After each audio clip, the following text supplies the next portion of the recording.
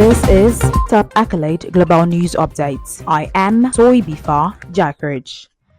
Two Malaysian Navy helicopters collided in mid-air during a rehearsal for a naval parade on Tuesday, killing all 10 crew members aboard, the Navy said in a statement. The incident occurred at the Lumut naval base in the western state of Perak at 9:32 a.m. on Tuesday morning. The Navy said all victims were confirmed dead at the scene and sent to the Lumut naval base military hospital for identification. The Navy said a video circulating on local media showed several helicopters flying in formation when one of the choppers rotor clipped another before both aircraft crashed into the ground. Local police confirmed the footage was genuine. The Navy said it would carry out an investigation into the cause of the incident. Defense Minister Mohammed Khalid Nordin said the aircraft, a maritime operations helicopter and a Fennec military chopper, were rehearsing for a parade celebrating the 90th anniversary of the Royal Malaysian Navy, due to be held on Saturday. Efforts were on the way to verify the identities of the crew members killed, all of whom were below the age of 40, Mohammed Khalid told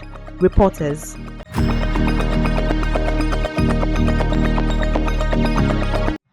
Elon Musk lashed out at Australia's Prime Minister on Tuesday after a court ordered his social media company X take down footage of an alleged terrorist attack in Sydney, and said the ruling meant any country could control the entire internet. At a hearing overnight, Australia's federal court ordered X, formerly called Twitter, to temporarily hide posts showing video of the incident a week earlier, in which a teenager was charged with terrorism for knifing a Syrian priest and others. X said it had already blocked the post from Australian users, but Australia's e-safety commissioner had said the content should be taken down since it showed explicit violence. The billionaire, who bought X in 2022 with a declared mission to save free speech, posted a meme on the platform that showed X stood for free speech and truth, while other social media platforms represented censorship and propaganda. Musk also wrote that if any country is allowed to censor content for all countries, which is what the Australian e-safety commissioner is demanding, then what is to stop any country from controlling the entire internet?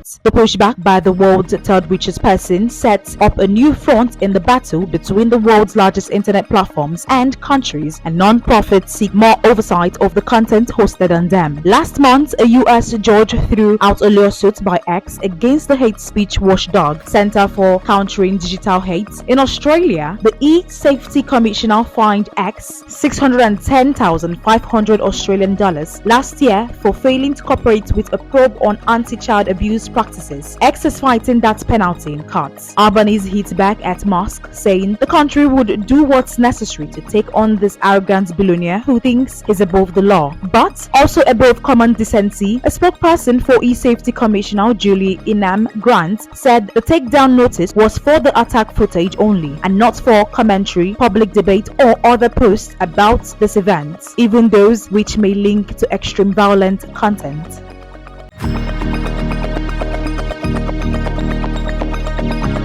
Microsoft on Tuesday announced a cost-effective small language artificial intelligence model that can perform tasks such as content creation and create social media posts while using smaller amounts of data. The company introduced an AI model called FE3 Mini, which can outperform models twice its size across a variety of benchmarks that evaluate language, coding, and math capabilities. It said in a statement, smaller AI models are designed to perform similar tasks, making it easier for use by companies with limited resources. Microsoft said a business could use a FE3 to summarize the main point of a long document, extract relevant insight and industry trends from market research reports. Microsoft added FE3 Mini will be available immediately on Microsoft Cloud Service Platform, Azure's AI model catalog, machine learning model platform, Hugging Face, and Olama, a framework for running models on a local machine. The company said last week Microsoft invested $1.5 billion in UAE-based AI firm G42. It has also previously partnered with French startup Mistral AI to make their models available through its Azure cloud computing platform.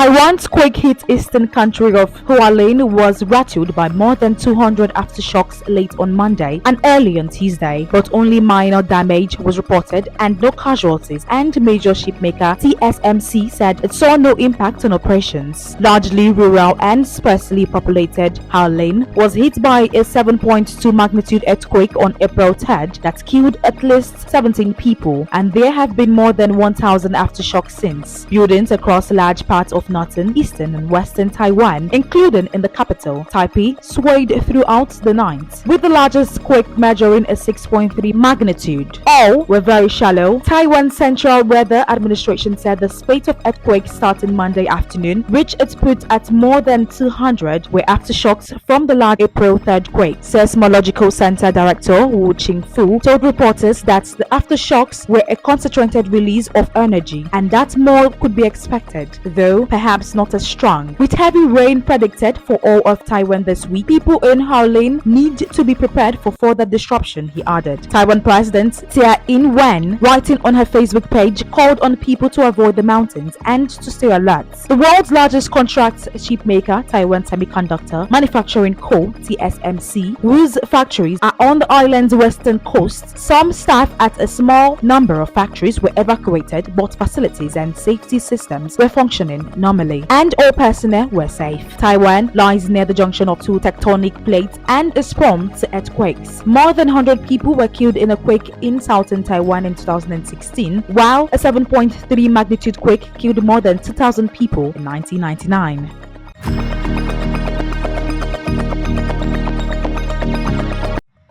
At least 5 migrants died in an attempt to cross the English Channel from an area near the French town of Remerox on Tuesday, police said. The French Coast Guard confirmed the police rescue operation had found several lifeless bodies following a failed attempt to cross the channel. A Coast Guard spokesperson said its agents were still operating at sea after what the official called a busy morning, with several crossing attempts. The attempt took place after Britain's Upper House of Parliament passed legislation on Monday night that will allow the UK government to send asylum seekers to Rwanda rather than stay in Britain for processing. Stopping the flow of migrants is a priority for British Prime Minister Rishi Sunak's government, which say the Rwanda plan will act as a deterrent. Human rights groups and other critics say it is inhumane. Lavwex Du Nord newspaper said about 100 migrants have been rescued early on Tuesday, with 3 helicopters and several rescue boats taking part in the operation. Tens of thousands of migrants, many fleeing wars and poverty in Africa, Middle East, and Asia, have reached Britain in recent years by crossing the channel in small boats on risky journeys organized by people smuggling gangs. The channel is one of the world's busiest shipping lanes and current is strong, making the crossing on small boats dangerous.